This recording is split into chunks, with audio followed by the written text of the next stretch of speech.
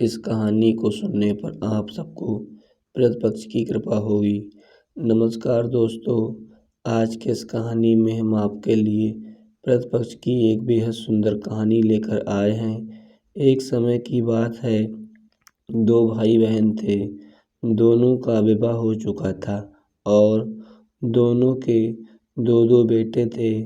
बहन विधवा हो चुकी थी और अपने भाई के घर में रहती थी। इस बात से उसकी भाभी बहुत नाराज रहती थी। ऐसे ही प्रतिपक्ष आया तो भाई बोला, मैं पितरों के तर्पण और पिंडदान के लिए गंगा जी जा रहा हूँ। ऐसा कहकर वो गंगा जी के लिए चला गया। भाई के जाते ही भाभी ने बाहर खेत में ननद और उसके बच्चों के लिए झोपड़ी डलवा दी। अपने बच्चों के साथ वह झोपड़ी में रहने लगी। सुबह शाम भाई के घर जाकर घर का सारा काम कराती थी। बदले में भाभी बचा कुचा उसे खाने को दे देती थी। जब भी वह भाभी के घर से आती तो आटा छानने वाला कपड़ा अपने साथ ले आती थी। घर आकर उस आटे से सने कपड़े को पानी में घोलकर चूल्हे पर चढ़ाकर पकाकर बच्चों को देती और कहती, खीर है खा लो। ऐसे ही समय बीतने लगा। एक बार भाभी ने उसे एक कपड़ा ले जाते देख लिया तो बोली, बाई जी, आटा छानने का कपड़ा कहाँ ले जा रही हो? इसे यहीं छोड़कर जाया करो। उसने वैसा ही किया। उस दिन भाभी ने बचा कुचा भोजन भी नहीं दिया और बोली, कल आपकी माँ का श्राद्ध है, बिना बुलाए तो आना मत। हाँ, आंगन में लगा यह पीपल का पेड़ अगर अपनी जगह से हिले तो आ जाना। यह सुनकर वो बेहद दुखी हुई और रोती रोती अपने घर चली गई। घर पहुंची तो बच्चे बोले, माँ भूख लगी है, कुछ खाने को दो। वह बच्चों को बोली, बेटा आज हम सबका उपवास है, भूखे ही सो जाओ। अगले ही दिन बच्चे बोले, मामी ने कहा था कि आज नानी का श्राद्ध है, तो चलो वहाँ चलते। तो वह बोली, बेटा मामी ने कहा था कि आंगन का पीपल का पेड़ अगर अपनी जगह से हिले तो आ जाना। तुम बताओ, कभी पेड़ हिलता है, पत्ते हिलते हैं, टहनियाँ हिलती हैं, कभी पेड़ को हिलते देखा है? उसने अपने बच्चे को समझाया कि बिना बुलाए नहीं जाना चाहिए। शाम हुई तो उसके भतीजे आए और बोले, बुआ माँ ने भोजन भेजा है। उसने देखा तो भोजन के नाम पर दो सूखी रोटियां के ऊपर थोड़े से चावल रखे थे। यह देखकर उसे बहुत क्रोध आया और अपने बच्चों से बोली, इसे झोपड़ी के ऊपर फेंक दो। और वह भूखे ही अपने बच्चों को लेकर सो गई।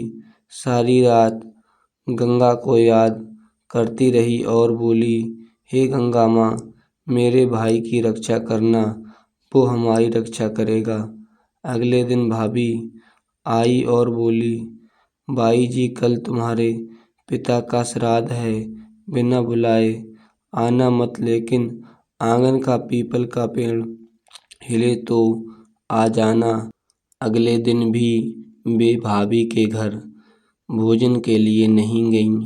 शाम को फिर उसके भतीजे आए और दो सूखी रोटियां चावल साथ ले गए।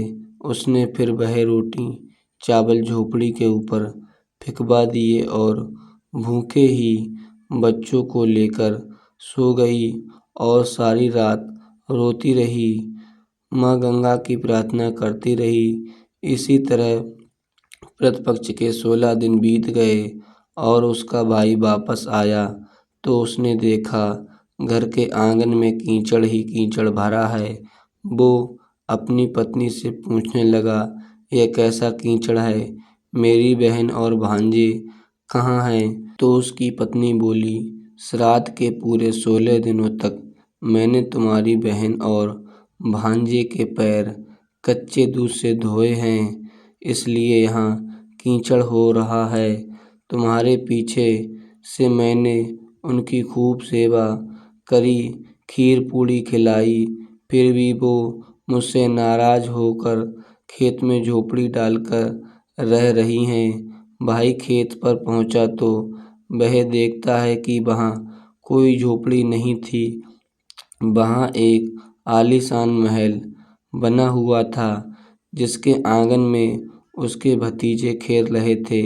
उसने जाकर अपनी बहन को कहा, बहन यह सब क्या है?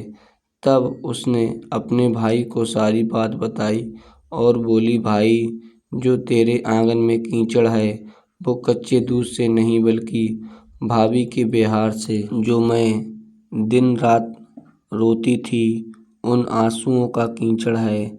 माता पिता के श्राद्ध पर भाभी ने कहा, पीपल का पेड़ हिले तो आ जाना, बिना बुलाए मत आना। पीपल का पेड़ हिला नहीं तो हम नहीं गए। शाम को उन्होंने 2 रोटी चावल भिजवाए, जिससे गुस्से में मैंने झोपड़ी के ऊपर फेंक दिया। माता पिता के आशीर्वाद तेरे साथ और गंगा मैया की कृपा से यह सूखी रोटियां सोने और चावल हीरे मोतियों में बदल गईं, जिसके प्रभाव से यह सब हुआ है। भाई ने अपनी बहन से अपनी पत्नी की गलती की माफ़ी और घर चलने को कहा। तब बहन बोली, भाई गंगा मैया ने तेरी रक्षा करी, तू हमारी रक्षा करेगा, लेकिन अब हम यहीं रहेंगे। यह सुनकर भाई ने अपने माता पिता को याद किया और बोला, मेरे पितरों जैसे मेरी बहन और भांजों की रक्षा करीम उसने दुख काटे, वैसे सबके काटना, सबकी रक्षा करना। कहानी कहने वाले, सुनने वाले और हुंकार भरने वाले सब पर कृपा करना।